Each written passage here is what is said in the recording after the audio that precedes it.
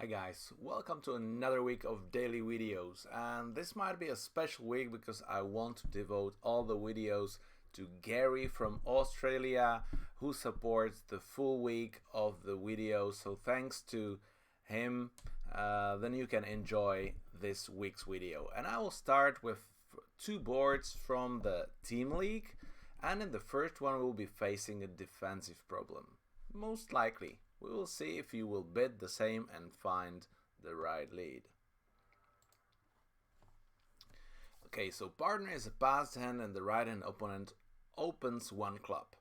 So we have a 10 count with 5 card major. Now the question is, do we want to overcall or not? Is our hand good enough for an overcall? There are actually 3 reasons why to overcall. The first one, the main important, is that actually you want to fight for the contract, you want to win the bidding.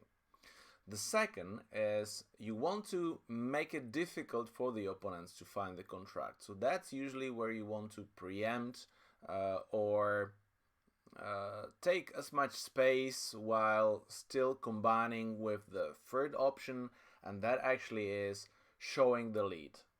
So most importantly, you want to fight. That's usually where you want to show a strong hand, so you overcall in the sequence, so on the same level or the next possible level.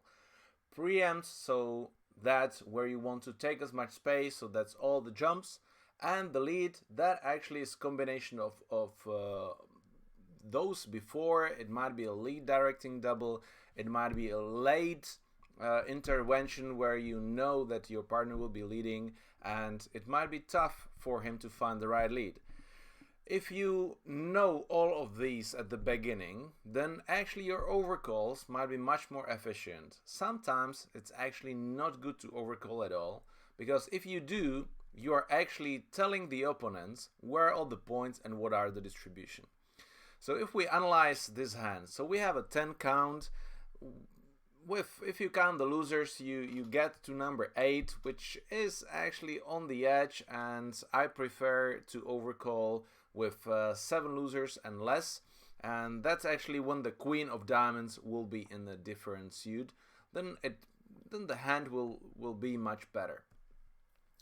So that's the first reason I don't want to overcall. The second reason is we most likely don't win the bidding and opponents will be playing. So by bidding, I will just tell them where to find the points, especially the doubleton queen and the doubleton ace of hearts.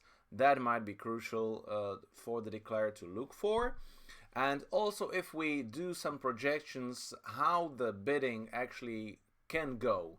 So it might be 1 club, 1 heart, most likely, because that's our short major. Then there might be 1 no trump or 2 hearts, and if there will be a heart contract, then West will be declaring and partner will be leading. But do we mind if partner leads a spade or a diamond? I don't think so that we want to give him a preference to lead a spade. If it goes 1 club, 1 heart, 1 no trump, then no trumps East will be declaring, so we don't need to give partner information about the lead.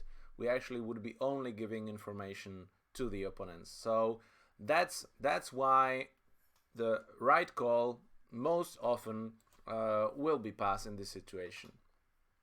And surprisingly, West bids 1 spade and it goes 1 no trump from the East and 3 no trumps from the West. So we are now facing a decision that we are leading against 3 no trumps. So both of our longest suits are actually our opponent's suits. So we have 2 doubletons. Now the question is, if it is anytime worth to lead a doubleton against no trumps?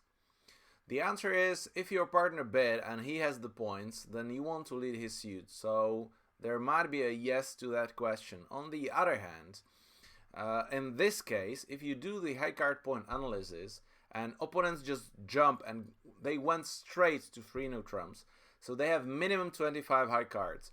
We have 10, so that's 35 high card points. And that means that partner is left with 1 top honor or 2 small honors. So actually trying to establish partner suit is not worth it. So the answer is, do we lead a spade or do we lead a club? The spades are behind, so we might lead through the strength. On the other hand, there is only 4 card spades with West because he failed to bid. He will probably do a check back if he has a 5 card. That means that he also doesn't have a 4 card in hearts. That means that he's most likely having 4 diamonds and 4 spades. This is what you might figure out. 3 hearts and I would say probably 2 clubs. So if you lead a spade, it might be that East might have a doubleton jack or doubleton queen, and actually you want to wait for that doubleton honor with your king to promote your 10-9-8. So the answer is that actually the only suitable lead in here is the club. And it's actually kind of a safe lead because we have a 4 card behind. If partner has any honor, including the 10, we are actually establishing a trick. So if you said from the beginning that you will lead a club, that's actually the right answer.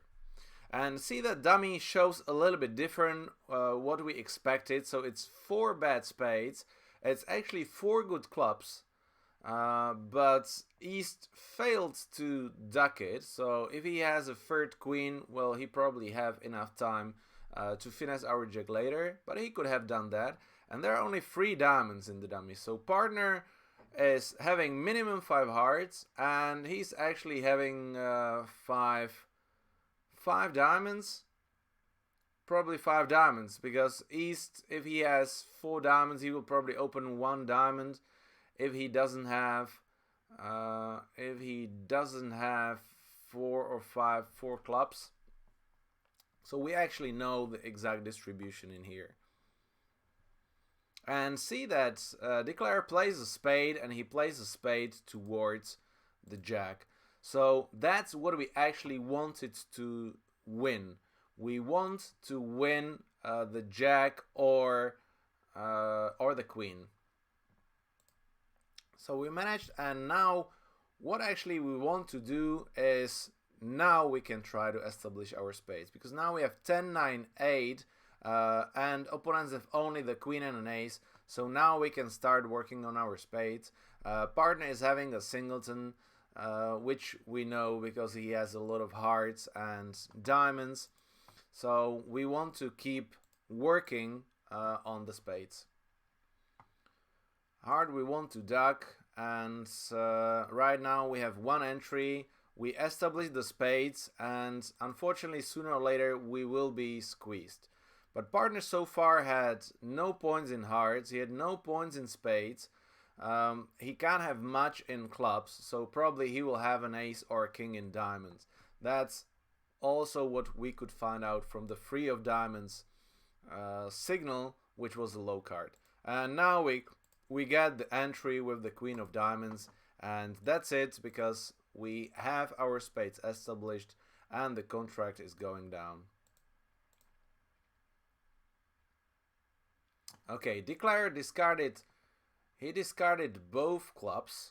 So actually we know that Declare is out of clubs. So actually it's not probably good to play a club anymore. What is partner having?